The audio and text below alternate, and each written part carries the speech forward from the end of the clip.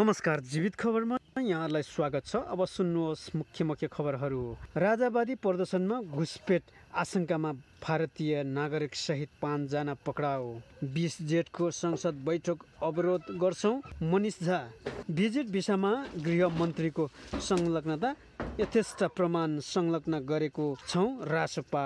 Budget 2082-83 सरकारी ढुकुटीबाट हुने विदेश भ्रमणमा अंकुश लगाउने प्रयास। टिकापुरमा कफी पिइरहेका युवकमाथि खुकुरी प्रहार। मर्दी खोला ड्याङमा पौडी खेल्ने क्रममा डुबेर 2 बालकको मृत्यु। मुख्य खबर यति नै। अब सुन्नुहोस् पुरा। काठमाडौँ जेठ 15 राजावादी प्रदर्शनमा घुसपेट भएको आरोपमा थप 2 जनालाई प्रहरीले नियन्त्रणमा लिएको छ। यो सँगै प्रहरी नियन्त्रणमा रहनको संख्या 5 पुगेको छ। त्यसअघि 3 जनालाई प्रहरीले नियन्त्रणमा लिएको थियो। अहिलेसम्म 5 जनालाई नियन्त्रणमा लिएर अनुसन्धान सुरु गरेको जिल्ला प्रहरी परिसर काठमाडौँका एसएसपी अपिलराज बिहोराले बताए। त्यसैगरी काठमाडौँ राष्ट्रिय स्वतन्त्र पार्टी रासपाले 20 जेठमा बस्ने प्रतिनिधि सभाको बैठक अवरोध गर्ने भएको छ भने बुधबार सञ्चारकर्मीहरूसँगको संक्षिप्त प्रतिक्रियामा रासपाका कार्यवाहक प्रवक्ता मनिष झाले 20 जेठको संसद बैठक चल्न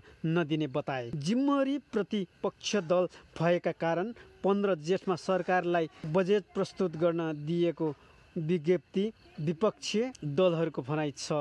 बुधबारको बैठक नेकपा माओवादी केन्द्रका मुख्य चेतक हितराज पाण्डेले 15 जेठमा बजेट ल्याउने भनी संविधानमै व्यवस्था गरिएकाले विपक्षी दलहरू सदन चल्न दिएको बताएका थिए भने भिजिट भिसा प्रकरणमा गृहमन्त्रीले राजीनामा दिनुपर्ने माग राखेर रासपा लगायत विपक्षी दलहरूले यसअघि संसद बैठक अवरोध गर्दै आएका छन्।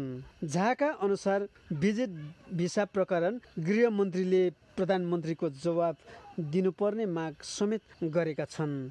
बुधबार बसेको प्रतिनिधि सभाको दोस्रो बैठकमा सभामुख देवराज घिमिरेले बजेटमाथिको छलफल समय 20-23 जेठ तथा भएको जानकारी दिएका थिए। त्यसैगरी कैलाली टिकापुरका एक युवकमाथि खुकुरी प्रहार भएको छ। टिकापुर नगरपालिका 1 का 31 वर्षीय टेकेन्द्र सिंह विष्टमाथि बिहिबार दिउँसो घर नजिकै क्याफेमा कफी पिइरहेको बेला खुकुरी प्रहार भएको प्रहरीले जनाएको छ भने जिल्ला प्रहरी कार्यालयका उपरोक्त प्रहरी नायक उपरीक्षक राजकुमार सिंहले खुकुरी प्रहारबाट घाइते भएका विष्टको टाउको र छातीमा चोट रहेको जानकारी दिए।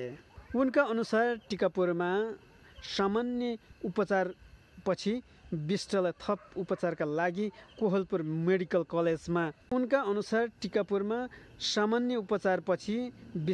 थप उपचारका लागि कोहलपुर मेडिकल कलेज पठाइएको छ।